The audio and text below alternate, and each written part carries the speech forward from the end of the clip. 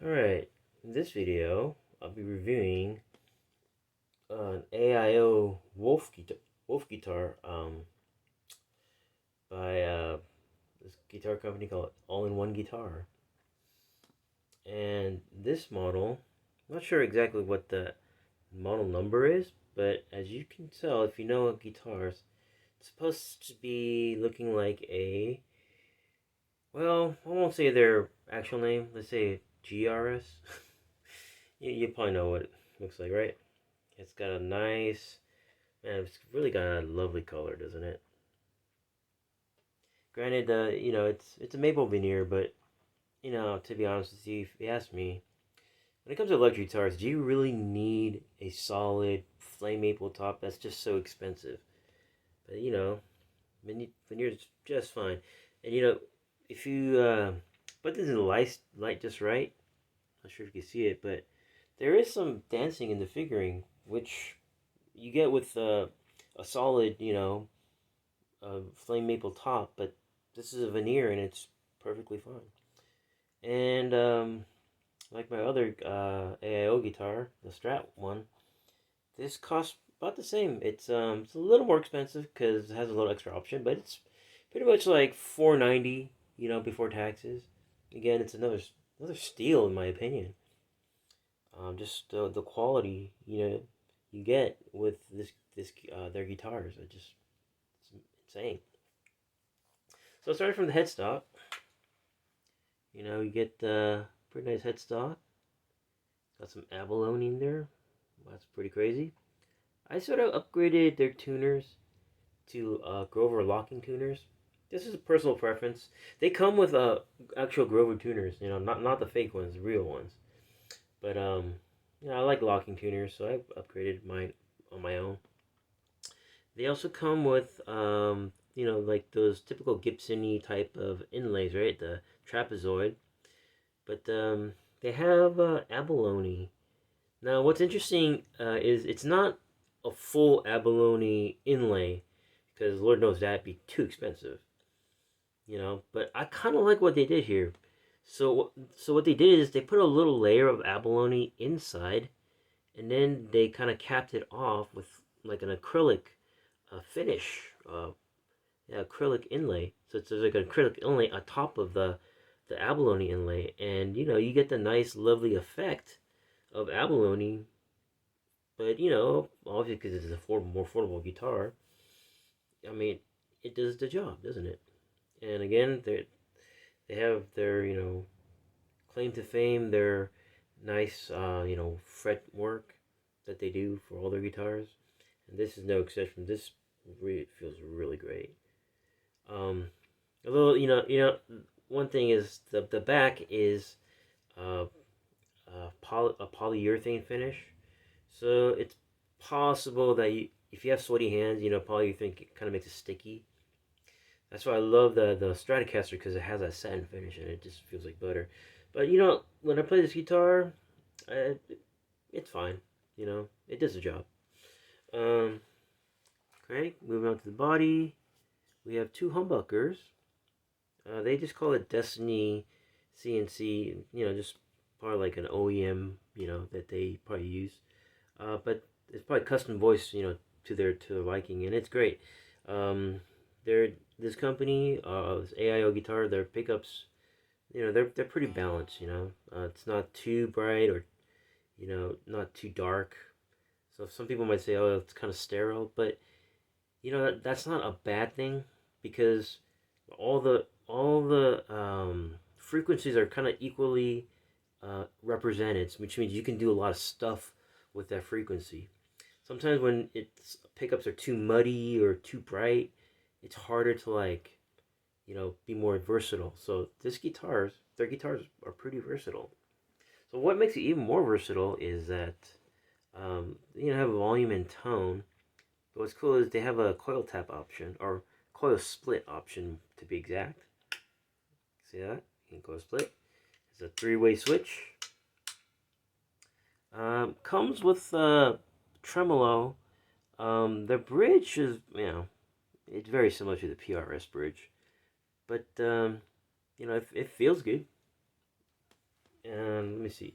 They also have a bone nut, which is another plus. I like bone nuts, and it's cut well. So with their good setup, properly cut nut, it's very tuning stable.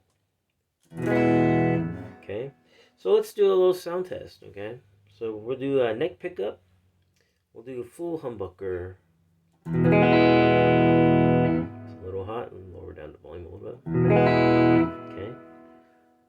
Let's just do the same riff I did in the other video. Here we go.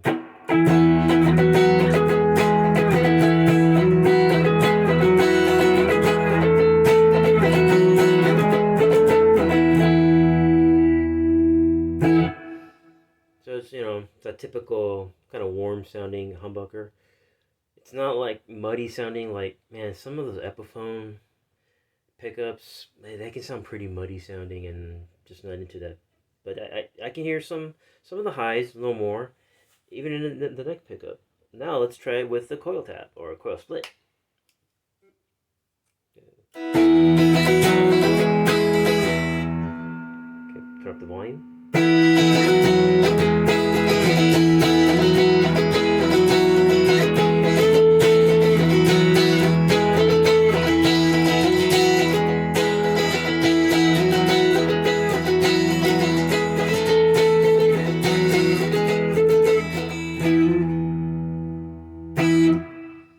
Okay, definitely like that. I think I kind of like it better than the neck humbucker. I'm not a big fan of like full size neck humbucker sounds anyway. All right, let's go to the middle position where we have both neck and bridge. So for sure, when we do the full humbuckers, there's definitely a big sound, right? So that's typical of any kind of coil split stuff. But there we go.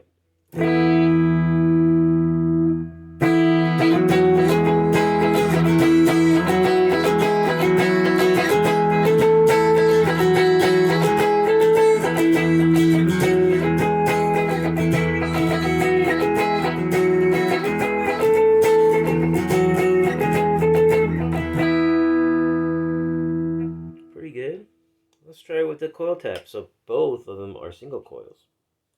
Here we go.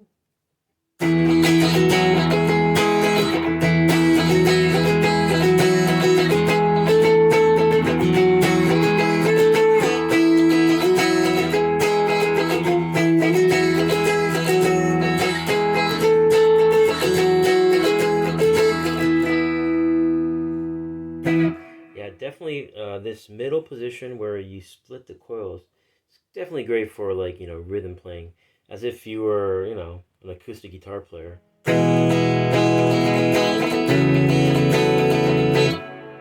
I'd say this is great for like, church music, if you're a rhythm player.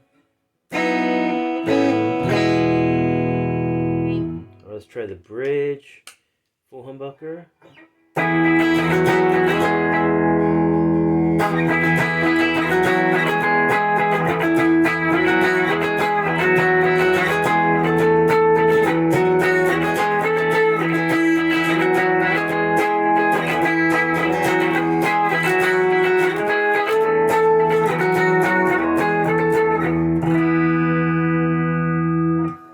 Yeah, definitely the bridge definitely has like a more like overwhelmed sound because it's not super bright sounding, which is a plus. But definitely feels like it's more powerful. So they might have like wound it more than like normal. All right, let's try it with the coil split.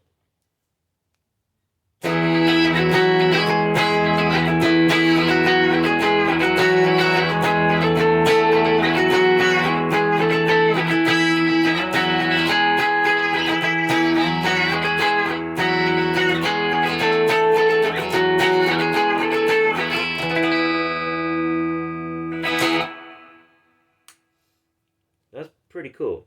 So I think you can get many different sounds out of this. You could play with the tone knob, get a more jazzy sound, of course. Both the tone and the volume are very functional. They're not just on off type of thing. They actually have a very good kind of what's that taper? Okay, they have a very good taper. Another cool thing about a guitar that costs for like $490, less than 500, is you got 24 frets. You really do. I think that's pretty cool. It's like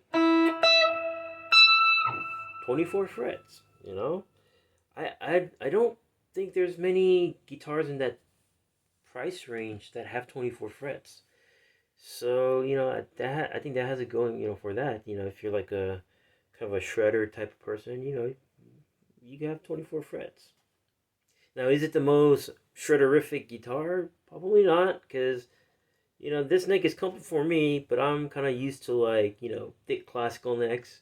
So to me, this actually feels like really comfortable, like as in like like kind of thin for me. But I think there's somewhere in the middle as far as like when it comes to electric players. It's not quite thin, it's not really thick. It's just right in the middle. And but still, it's kind of cool to have like 24 frets. And what can I say? And another cool thing is are considering buying from them. They What's cool is they can do a custom setup for you like the way you want it, like how you want the action, how much relief you want. Even like I believe they even give you a choice of like gauge of strings and stuff like that. So it's just pretty cool, man. Yeah. So if you want a decent guitar, um, at the really cool price, especially this time of age where we got a lot of inflation and stuff. I mean, paying like $490 for a guitar like this quality is still pretty cool, man. It's still like almost unmatched. Now you can obviously go to a guitar center and like buy like an Epiphone or you can't even honestly buy a PRS SE at this price. Uh, they're more higher now, but yeah, I can guarantee you're gonna find a lot of duds at a guitar center because they're very kind of like Wild West. Like they don't care about setting up their guitars, right? They just take them out of a box and just put it on the rack, right? But these guys, no, they'll take the time to make it play good. And honestly, when it comes to electric guitar, it's about really awesome playing knack and good sounding hump and good sounding pickups, really, isn't it? It doesn't matter like that it was made overseas or whatever. I mean, like even though it was made overseas, I mean, look how cool this looks, man. It's hard to beat. Check them out. Yeah, old guitars.